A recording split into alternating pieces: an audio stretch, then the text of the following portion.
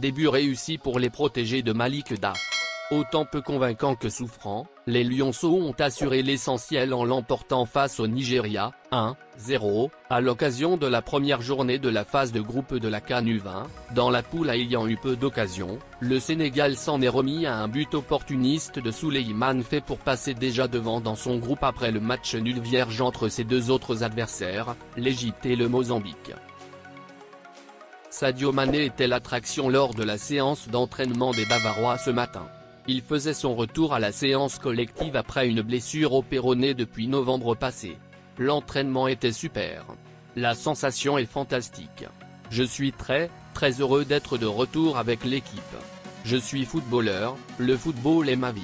Ça m'a tellement manqué, a déclaré Sadio Mané. Il affirme avoir hâte de retrouver la compétition. Le Bayern Munich jouera contre l'Union Berlin et Stuttgart les 2 prochaines journées en Bundesliga avant de rencontrer le PSG pour le match retour en 8e de finale. Je suis toujours motivé. J'attends avec impatience les fans, le football, l'ambiance, marquer des buts et à la fin, gagner.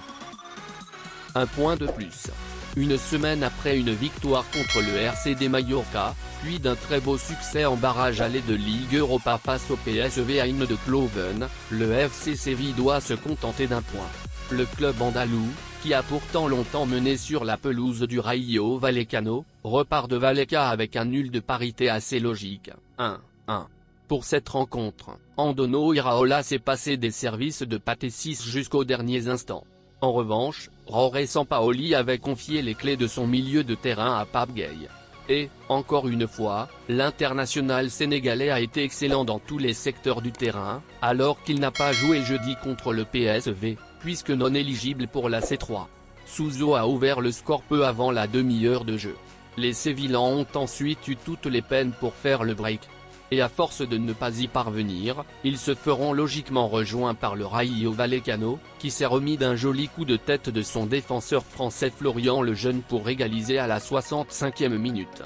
Avec ce résultat, le Rayo reste 6e et Séville 12e.